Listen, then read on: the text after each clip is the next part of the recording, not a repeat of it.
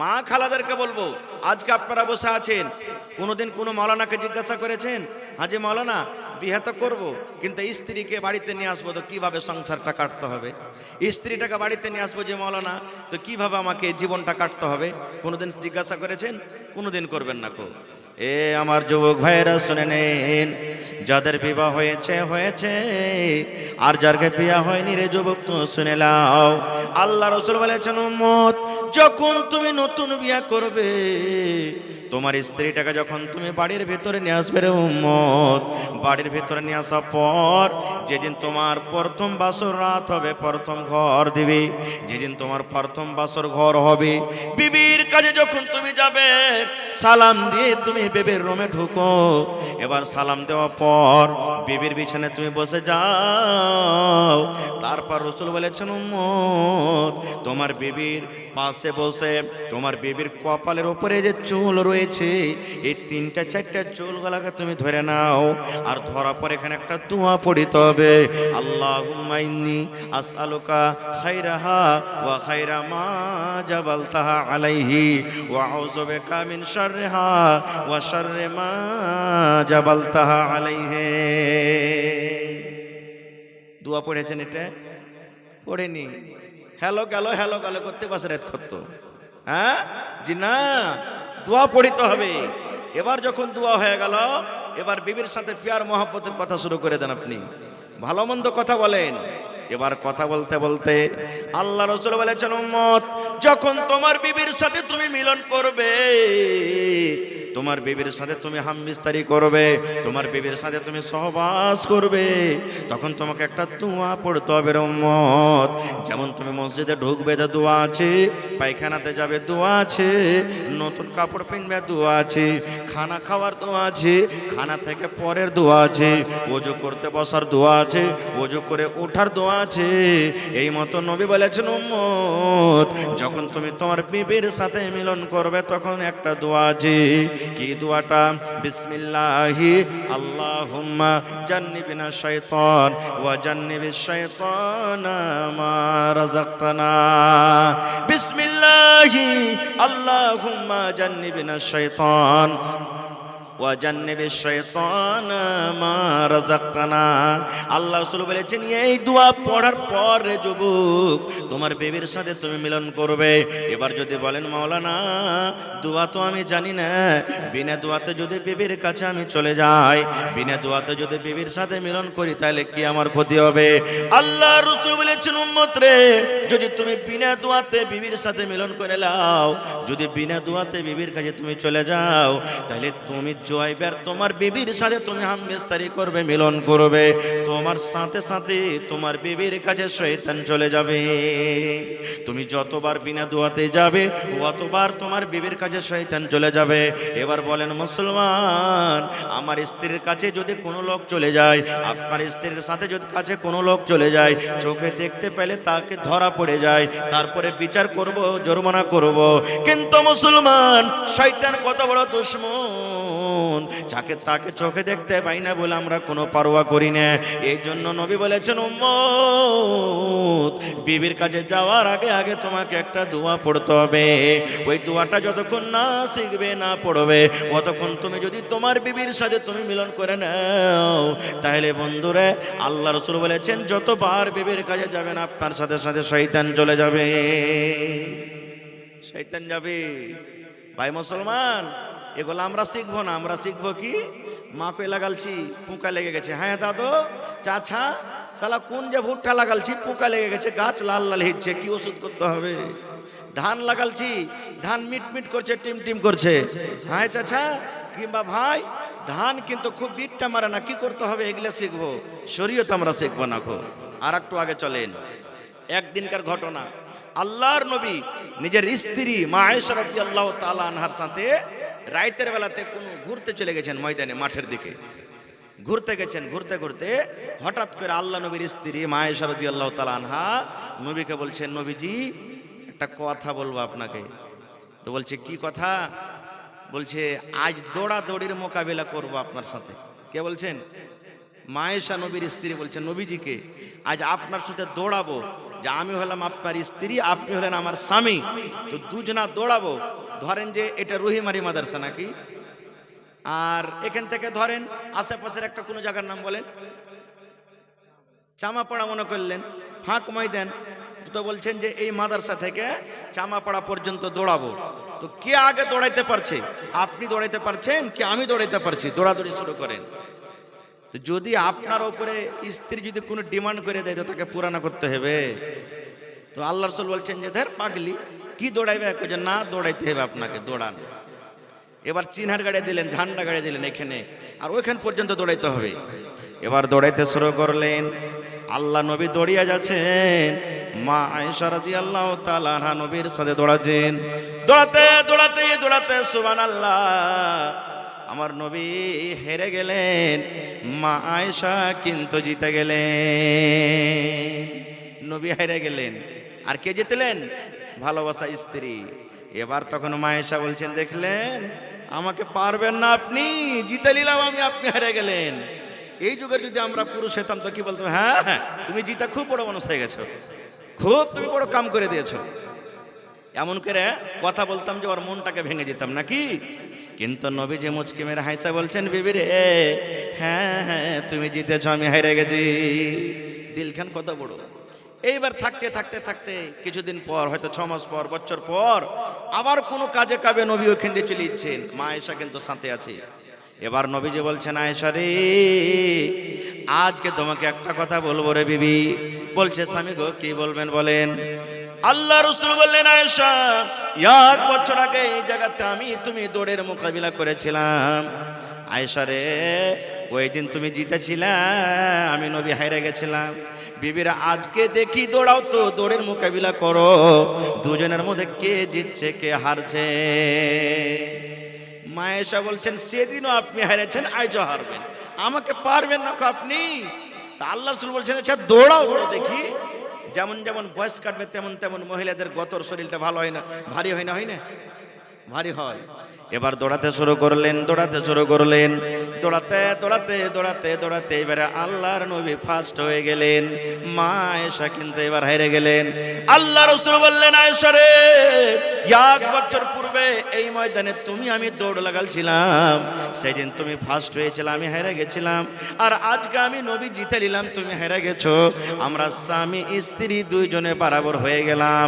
আজ থেকে কেউ বলতে পারবো না যে তুমি হেরেছো আমি জিতেছি। আজকে আমরা দুইজন একবারে সমান হয়ে গেলাম। এই জন্য বলবো মুসলমান, এই মাঝে মাঝে যদি স্ত্রীর স্বামীতে দৌড়ের মোকাবিলা করতে চাইতে দৌড়াইতে পারেন, তবে গাঁর ভিতর দিয়ে দৌড়াইতে লাগেন না। তো লোক কবে সালের গে মাথা পাগলা হয়ে গেছে, কেন দৌড়াই ছাড়াবে? হ্যাঁ, সময় দেখে দৌড়াইতে হবে, টাইম দেখে দৌড়াইতে হবে, ফাঁকা ময়দানে যেতে হবে। এই মতো সুবহানাল্লাহ, মাওলানা আবুল কালাম আজাদ রহমতুল্লাহ আলাই একদিন খাইতে বসছেন, ওর সাথে একটা বেটা আছে, ওর বেটা আর ওর স্ত্রীটা রুটি দিয়েছেন তাকে। রুটিটা পুড়া রুটি, এরকম কোনো কামে কাজে হয়তো মা খালারা রুটি বানাতে পুড়ে যায় না, রুটি হয় কি হয় না, রুটি পুড়ে গেছে, খেতে দিয়েছে।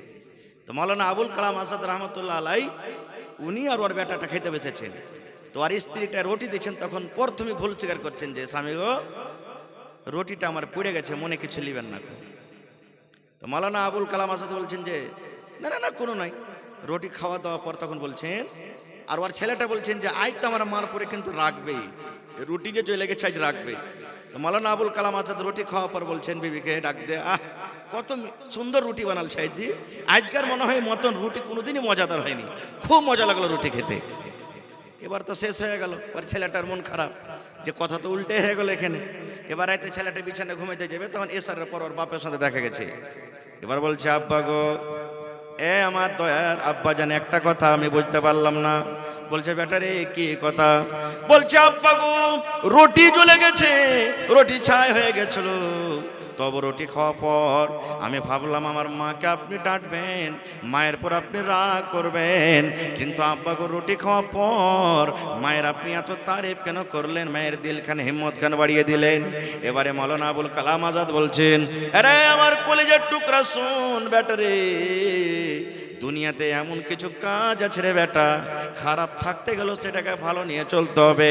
আজ তোর মার রুটি জ্বলে গেছে, তোর মার রুটি পুড়ে গেছে, আমি যদি এই টাইমে এ সময়তে বলতাম বিবিরে তুমি কেমন করে রুটি বানালছো, তোমার রুটি কেনে জ্বলে গেছে, আমি তো এক টাইম খাইতাম, খায়া হয়তো 1 ঘন্টা বাদ রুটি হজম হয়ে যাবে। কিন্তু কথাটা বলার কারণে তোর মার কলেজাতে ধাক্কা লাগতো, তোর মা ছোট হয়ে যেত, তোর মা কত দুঃখ ব্যথা পাইত, কতদিন জীবন ধরে আমার পরে কত তার রাগ থাকতো।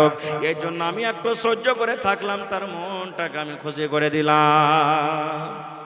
আমার আপনার মতো নয়, একটু যদি নুন বেশি হয় তাও মারবো, একটু কমে যায় তাও মারবো, আর কিছু যদি হয়ে যায় তাও মারবো। কথাতে কথাতে আমরা মারি কি মারি না? এই আমার ভাইরা শোনেন, একদিন নবী বসে আছেন, ওরে সুবহানাল্লাহ, আল্লাহর নবী বুখারী শরীফের হাদিস, সাহাবা کرامকে বলছেন, সাহাবীরে তোমাকে জিহাদের ময়দানে যেতে হবে, তোমাকে যেতে হবে, তোমাকে যেতে হবে, তোমাকে যেতে হবে, তোমাকে যেতে হবে। কিছু লোকের সাহাবী নবীজি নাম নিয়ে নিলেন, সব তৈয়ার হয়ে গেলেন, ঠিক আছে নবীজি যাব, আমি যাব, অমুক যাব, অমুক যাব। এই সাহাবীদের মধ্যে একজন সাহাবী নবীকে প্রশ্ন করে দিলেন, আইয়ুন নিসাই খায়র। আল্লাহ রাসূল বললেন, সাহাবীরে তোমরা লড়াইয়ের ময়দানে চলে যাবে, যুদ্ধের ময়দানে চলে যাবে রে সাহাবী, কে জানি তোমরা আর ঘুরতে পারবে কিনা বাড়িতে, তোমাদের জীবনটা আর বাঁচবে কি বাঁচবে না। এই জন্য তোমরা বাড়ির ভিতরে চলে যাও, নিজের মায়ের সাথে সালাম কালাম তোমরা করে নাও, বিবির সাথে তোমরা সালাম কালাম করে নাও, ছেলে মেয়ের মুখখানা দেখালাও, আর বিদায় সিদায় করে তোমরা জিহাদের ময়দানে চলে যাও। যখন এই কথাটা বললেন, একজন সাহাবী নবীকে বললেন, আইয়ুন নিসাই খায়র। আল্লাহ রাসূল গো, জমিনের উপরে কোন নারীটা বেশি ভালো, জমিনের উপরে কোন মহিলাটা বেশি নেককার, জমিনের উপরে কোন আল্লাহওয়ালি মহিলাটা আল্লাহর কাছে বেশি ভালো? আল্লাহ রাসূল বললেন, মহিলা, ও দুনিয়ার মানুষ শুনে নাও, যে মহিলার মধ্যে 3খানা গুণ থাকবে, যে মহিলার মধ্যে 3খানা সিফাত থাকবে, ওই মহিলাটা আল্লাহ রাব্বুল আলামিনের কাছে প্যারি ভালো। কয়টা গুণ? কয়টা গুণ ভাই? 3খানা। 1 নম্বর আল্লাহ রাসূল বলেছেন, যখন মহিলারে তোমার স্বামী হাট থেকে, বাজার থেকে, মাঠ থেকে, যখন তোমার স্বামী স্কুল থেকে, মাদ্রাসা থেকে, দোকান থেকে, বাড়িতে যখন ঢুকবে, তোমার স্বামীর দিকে যদি একটু তুমি 10 গ্রামের মুচকি হাসি দিয়ে তোমার স্বামীকে খোঁজ করতে পারো, আল্লাহ রাসূল বলেছেন এই মহিলা জমিনের উপরে সব থেকে বেশি ভালো। 1 নম্বর, স্বামী যেমনই বাড়িতে ঢুকলো, একটু 10 গ্রামের মুচকি হাসি দিয়ে দিলে, যদি বিবির হাসি পেলাই, সুবহানাল্লাহ, সারা দিনকার খাস্তানা দূর হয়ে যাবে। হবে না? হবে না? হ্যাঁ। কিন্তু ভাই, আপনারা যখন বাড়িতে ঢুকবেন তো পাউরুটির মতন মুখখানটা ঢুকেন না। আপনারাও মুখখানটা একবারে খুব এরকম থাকা চাই যে আপনার মুখখানটা দেখে স্ত্রী যাতে একবারে খুশি হয়ে যায়। না হলে এরকম না হয়, ও হাসবে আর আপনি এমন জায়গা ঢুকবেন যে হ্যাঁ তোকে হাসি লাগছে, আমি বাড়িতে ঢুকে আছি, কত একবারে হাড্ডি ভাঙা কাজ করে বাড়ি থেকে আইনো, আর তুই মানে কি আমাকে দেখে হাসছিস, এরকম না হয়। ভাই মুসলমান, শেষ কথা, সব কথা বলতে পারবো না আজকে। সাহাবে কেরাম চলে গেলেন নিজের বাড়িতে দেখাশোনার জন্য। একজন সাহাবী যার নাম হলো আবু তালহা রাদিয়াল্লাহু তাআলা আনহু, বাড়িতে গেলেন। বাড়িতে যাওয়ার পর আবু তালহার স্ত্রীর নাম হলো বিবি রুমাইসা। আর স্ত্রীর নাম কি? জোরে বলেন। বিবি আবু তালহা রাদিয়াল্লাহু তাআলা আনহু বাড়িতে ঢুকলেন। ঢোকা পর বিবিকে বলছেন, আসসালামু আলাইকুম ওয়া রাহমাতুল্লাহ। সালাম দিয়া বাড়িতে ঢুকলেন। এইবারে বিবিকে বলছেন, বিবি রে, আমি জিহাদের ময়দানে চললাম, আমি যুদ্ধের ময়দানে চললাম, নবীজি আমার নাম নিয়েছে, বিবি রে, আমি জানি না আর ঘুরতে পারবো কি পারবো না, আমার আল্লাহ হায়াত দিবেন কি দিবেন না আমি জানি না। তবে বিবি রে, একটা কথা তোমাকে বলবো, তুমি আমাকে মাফ করে দাও। স্বামী ইসলামে যদি তোমার কোনো হক আমি আদায় করতে না পারি, স্বামী হিসাবে যদি তোমার হক আদায় করতে আমার কোনো কমি হয়ে থাকে, বিবি রে, তুমি আমাকে আল্লাহর হস্তে মাফ করে দাও, তুমি আমাকে মাফ করে দাও। আচ্ছা আপনি বলেন, আপনি যখন দিল্লি পাঞ্জাব যাবেন, আপনার বাড়িতে যদি ছোট ছোট ছেলে মেয়ে থাকে, ওরাকে কোলে নেবেন না নেবেন না? হ্যাঁ না বলেন, নেবেন না নেবেন না? আপনি ধরেন দিল্লি পাটনা যেছেন, ছেলেটাকে আদর করবেন না করবেন না? আবু তালহা রাদিয়াল্লাহু তাআলা আনহু চলে যাবেন বিদেশে, বাড়িতে ওর একটা ছেলে ছিল, তার নাম হলো উমাইর, 7-8 বছরকার ছেলে। আবু তালহা বলছেন, বিবি আমার কলিজার টুকরা উমাইর কই, একটু তাকে দেখবো, কই আমার কলিজার টুকরাটা। যখন এ কথাটা বলা, বেবি রমেশা বলছেন, স্বামী গো, আমার কলিজার টুকরা সন্তান উমাইর জ্বর হয়ে গেছে, বেমার হয়েছে, শরীরটা গরম হয়ে আছে, তাকে রোগ হয়ে গেছে, বেমার হয়েছে। ওই যে দেখেন ঘরের ভিতরে স্বামী গো শুয়ে আছে, হিলাডলা করে না। এবারে আবু তালহা রাদিয়াল্লাহু তাআলা আনহু এবার ছেলের গায়ে হাত দিলেন, দোয়া দিলেন, আজবিল বাস রব্বান নাস ইশফি আনতা শাফি লা শিফা ইল্লা শিফাউকা শিফা লা ইগাদিরু সাকামা। বেটারে থাকো, তোমার জন্য দোয়া করি, আল্লাহ যেন তোমাকে শেফা দেয়। বিবি তুমি আমাকে মাফ করে দাও। এই সালাম কালাম নিয়ে চলে গেলেন জিহাদের ময়দানে। এই সালাম কালাম করে আবু তালহা রাদিয়াল্লাহু তাআলা আনহু সফরে চলে গেলেন সফরে। থাকেন থাকেন থাকেন, কতদিন থাকলেন আল্লাহ জানে। এবার বাড়িতে ঢুকবে, আবু তালহা চিঠি লিখছেন বিবিকে। আজকে মোটামুটি ধরেন যে 15-20 বছর থেকে মোবাইল হয়েছে নাকি, তার আগে চিঠিতে গল্প স্বল্প হয়তো। বিবিকে চিঠি লিখছেন, বিবি অমুক দিন আমি বাড়িতে ঢুকছি। কেন? আপনারাও বলছি, দিল্লি গেছেন, পাটনা গেছেন, বিদেশে খাটতে গেছেন, বাড়ি যেদিন ঢুকবেন তার 1 দিন 2 দিন আগে বিবিকে ফোন করেন, বিবি রে বাড়িতে আসছি, আমি বাড়িতে ঢুকছি। কেন?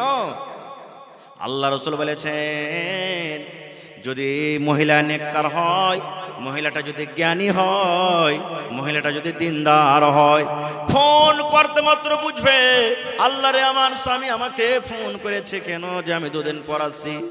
এবার আল্লাহ রাসূল বলেছেন, যদি তোমার স্ত্রীর কুনি গলা পড়ে থাকে আর তোমার স্ত্রী নেককার হয়, কুনি গলা কেটে ছোট করবে। তোমার স্ত্রীর যদি বগলে চুল থাকে, চুল গলা সাফ করে নেবে। আল্লাহ রাসূল বলেছেন, আরো প্রাইভেট জায়গাতে যেগুলো চুল হয় তোমার জন্য সাফ করে রেডি হয়ে থাকবে, তোমার জন্য সুন্দর হয়ে মেকআপ করে থাকবে, তোমার জন্য সুন্দর জামা কাপড় পরে থাকবে। একবারে তুমি যখন এসে তোমার স্ত্রীকে দেখবে, তোমার মনটা খুশ হয়ে যাবে, মনটা ভরে যাবে। আর যদি আপনি ফোন করলেন না, হঠাৎ করে বাড়ি চলে এলেন, দেখছেন আপনার স্ত্রীটা গোবর তুলছে, ছাই তুলছে, কিংবা কালি ঝাড়ি সাফ করছে, আপনি কি বলবেন? লাল দেখে কেমন লাগছে একবারে, হ্যাঁ, এতদিন পর বাড়ি এনো, বাড়িতে এসে দেখতে গেলে মনটা খুশি হবে। তেমন হয় এই শরীরটা পাটের জাগের মতন বোকা বোকা বোকা বোকা দুর্গন্ধ করছে, মনটা খারাপ হয়ে যাবে। এই জন্য বাড়িতে আসলে গেলে ফোন করে আসবেন। খায়ের যা হোক, এবার আবু তালহা রাদিয়াল্লাহু তাআলা আনহু বিবিকে বলছেন, বিবি রে আমি আজকে তোমাকে চিঠি লিখলাম, বিবিরে আমি সামনে 20 তারিখ আমি বাড়িতে আসবো। এবার বাড়ির দিকে রওনা হয়ে গেলেন। এবার বাড়িতে আসতে আছেন সন্ধ্যা লাগতে যাচ্ছে। এই যে আপনাদের এলআরপি চক আছে নাকি, ধরেন যে এলআরপি চক পর্যন্ত চলে এসেছে। ওরে আল্লাহ, এলআরপি চক পর্যন্ত এসেছে, স্বামী এখন বাড়িতে ঢুকবো হয়ে আছে। এরকম টাইমে আবু তালহা রাদিয়াল্লাহু তাআলা আনহুর কলিজার টুকরা উমাইর, যাকে বেমারি হালাতে রেখে গেছিলেন, ওই ছেলেটা দুনিয়া থেকে বিদায় হয়ে গেলেন। ছেলেটা কিন্তু মারা গেলেন। কলিজার টুকরা ছেলে সন্তান দুনিয়া থেকে চলে গেলেন। এবারে বিবি রমেশা মনে মনে চিন্তা করছেন, রব্বুল আলামিন, এদিকে আমার ছেলে মরে গেল, বাড়িতে আল্লাহ আমি কেমন করে থাকবো। এদিক থেকে আমার স্বামী বাড়িতে ঢুকছে, বিদেশ থেকে বাড়িতে ঢুকছেন। আল্লাহ তোমার নবী বলেছেন, ওই মহিলাটা সব থেকে হলো নেককার, ওই মহিলাটা হলো সব থেকে আল্লাহওয়ালি, ওই মহিলাটা হলো সব থেকে সলেহা জায়েদা আবেদা। যখন তার স্বামী বাড়িতে ঢুকবে, স্বামীর দিকে একটু নজর করে স্বামীর মনটাকে খুশি করে দিবে। ওই মহিলা সব থেকে হলো নেককার। আল্লাহ গো, এদিকে আমার স্বামী বাড়িতে ঢুকছে আর আমার ছেলে মরে পড়ে আছে, আল্লাহ এখন কি করব? ছেলেকে দেখে আমি হাউমাউ করব, ছেলের পাঞ্জরে ধরে থাকবো, কিংবা আমার স্বামীর জন্য আমি রেডি হয়ে থাকবো। আল্লাহ কি করব আল্লাহকে যে বলতে পারি না। এ আমার মায়েরা খালারা শুনলেন কেমন বিবি রমেশা ছিলেন। মনে মনে চিন্তা ভাবনা করে বাড়ির যত লোক ছিল সমস্ত লোককে এক জায়গাতে বিবি রমেশা জমা করে দিলেন। জমা করে দেওয়ার পর এবারে বিবি রমেশা বলছেন, ও বাড়ির লোকেরা তোমরা শুনে নাও, আমার স্বামী 1 ঘন্টা পর 1 ঘন্টা পর 2 ঘন্টা পর বাড়িতে আমার ঢুকছে। এদিকে আমার ছেলে মরে আছে। খবরদার খবরদার, এই আমার ছেলের মরার খবর আমার স্বামীর কানে তোমরা দিবে না। আমার স্বামীকে তোমরা মরার খবরটা তোমরা বলবে না যতক্ষণ পর্যন্ত আমি না বলবো। সময় আসতে গেলে আমি নিজেই বলে দিব। আমার বলার আগে খবরদার মৃত্যুর খবর আমার স্বামীর কানে দিও না। বাড়ির লোককে মনে করে দিলেন। ছেলেটাকে বিবি রমেশা একটা রুমে ঘরের ভিতরে সুন্দর করে ঢেকে দিলেন। আর যেইভাবে নিজের স্বামীর জন্য রেডি হইতে হয় রেডি হয়ে আছে।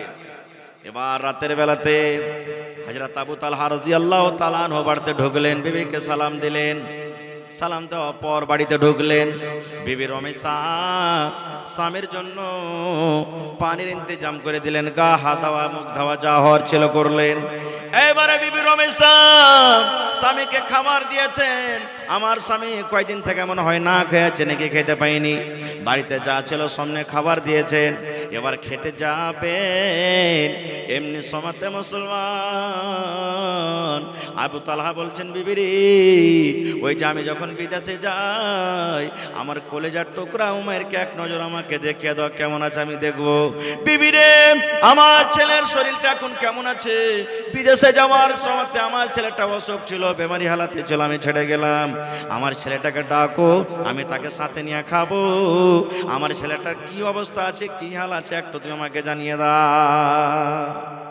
এই যুগেকার মা খালা যদি হয়তো হাও মা করে কাঁদতে শুরু করতো কি করতো না, সহ্যই করতে পারতো না।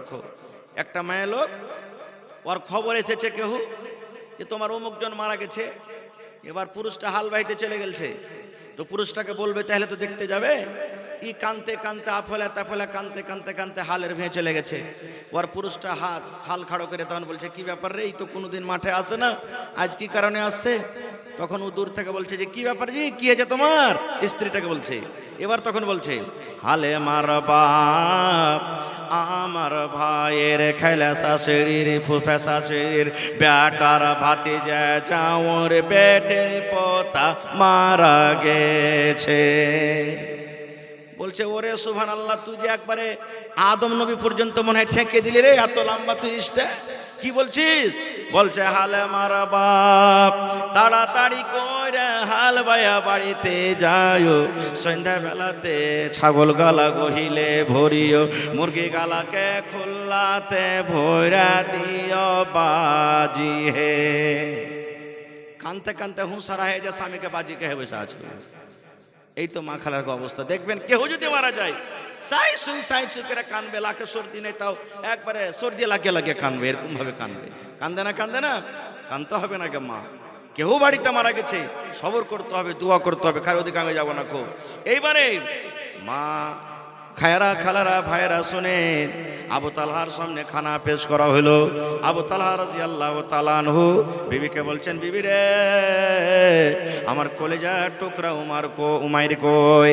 ওরে আল্লাহ, কত নেককারা বেদা সাহেদা খাতুন বলছেন, স্বামী গো আপনার উমাইর আপনার কলেজার টুকরা এমন ঘুমে ঘুমিয়ে গেছেন গো স্বামী, আর সে ঘুম ভাঙবে না, আর তার ঘুম ভাঙবে না। আপনি খেলেন আপনার উমাইরের আর ঘুম ভাঙবে না, সে ঘুমিয়ে গেছে আর তার ঘুম ভাঙবে না। আপনি খেলেন, উনি চলে গেছে, ঘুমিয়ে গেছে। হযরত আবু তালহা বুঝতে পারলেন না, মনে হয় ছোট ছেলে ঘুমিয়ে গেছে, সকালে গল্প সল্প করবো, জায়গা এখন কি জাগাবো। এবারে খাওয়া দাওয়া শেষ হয়ে গেল। বিবি রমেশা নিজের স্বামীর জন্য বিছানা রেডি করে দিলেন।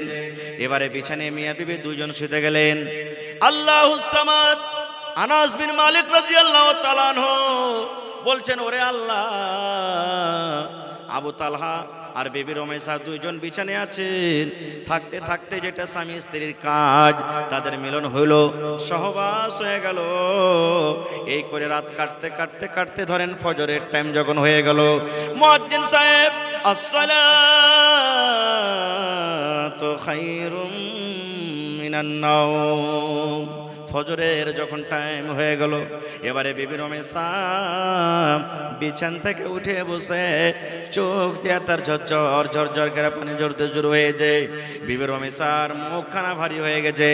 হযরত আবু তালহা বলছেন, বিবি রে কি ব্যাপার, কিছু বুঝতে পারলাম না, তুমি গোটা রাত আমার সাথে কত খুশিতে খুশিতে কাটলে, হঠাৎ করে তোমার চোখে পানি দেখি তোমার মন খানা কেন ভারী হয়েছে, কি ব্যাপারটা তুমি একটু বুঝিয়ে বলো, আমি বুঝতে পারলাম না। এবারে বিবি রমেশা বলছেন, স্বামী গো একটা কথা লুকিয়ে রেখেছি, একটা কথা আপনাকে জানাইনি, একটা কথা আমার মনের ভিতরে ঘুরছে বলে আপনাকে বলবো, কেমন করে আমি বুঝতে পারি না। হয়তো কথাটা শোনার পর আপনি রেগে যাবেন, হয়তো কথাটা শোনার পর আমার পর আপনি নারাজ হয়ে যাবেন। বিবিরি স্বামী গো এই জন্য আপনাকে আমি কথাটা বলতে পারি না। আমার স্বামী যান, যদি আপনি অনুমতি দেন, যদি আপনি আদেশ দেন, তাহলে আপনার সামনে আমি কথাটা রাখবো। আবু তালহা বললেন, বিবিরে তুমি ভয় খাও না, তুমি ডরাইও না, তোমার কথাটাকে তুমি খুলে বলো, বলো বিবিরে তুমি বলো। ওরে আল্লাহ, ও আমার মায়েরা খালারা দেখেন কত নেককার, কত জ্ঞানী মহিলা। এবার স্বামীকে বলছেন, স্বামী গো যদি আপনি কোনো মানুষের কাছে টাকা ধারলেন, যদি কোনো মানুষের কাছে গম ধারলেন, কোনো মানুষের কাছে ভুট্টা ধারলেন, এবার 10 দিন বলে নিলেন, 15 দিন বলে নিলেন, মাস বলে ধার নিলেন, এবার ধারের টাকাটা ওই ধারওয়ালাকে আবার ফেরত দিতে হবে না, হবে না, হবে না, হবে না? তো আবু তালহা বলছেন, কেমন কথা বলছো, যদি কোনো লোকের কাছে ধার নিতে ধার দিতে হবে, তাকে ধার বলে নিয়েছি তো ধার দিতে হবে। এবারে বিবি রমেশা বলছেন, স্বামী গো এই মতো গো স্বামী যান, আল্লাহ রাব্বুল আলামিন আমাকে আপনাকে একটা সন্তান দান করেছিলেন। আপনি যখন বিদেশে চলে যান, আপনি যখন বাহিরে চলে যান, যে বেমারি হালাতে আপনি দেখে গেছিলেন, আল্লাহুস সামাদ আপনার বাড়িতে ঢোকার আগে, আপনার বাড়িতে আসার আগে আপনার ওই কলিজার টুকরা সন্তান ও মায়ের দুনিয়া থেকে চলে গেছেন, আর আমাদের ছেলে কিন্তু বেঁচে না। কেন হাদিসটা বললাম? এ আমার মায়েরা খালারা, সুবহানাল্লাহ, বিবি রমেশাকে দেখেন, স্বামীকে খুশ করার জন্য, স্বামীকে রাজি করার জন্য মৃত্যু ছেলেকে ঘরের ভিতরে ঢেকে রেখে দিয়েছে, কিন্তু স্বামী আমার যেন নারাজ না হয়ে যায়, স্বামীকে রাজি করার জন্য গোটা রাত খুশিতে খুশিতে স্বামীর সামনে কাটিয়ে দিলেন। কিন্তু হায় রে আল্লাহ,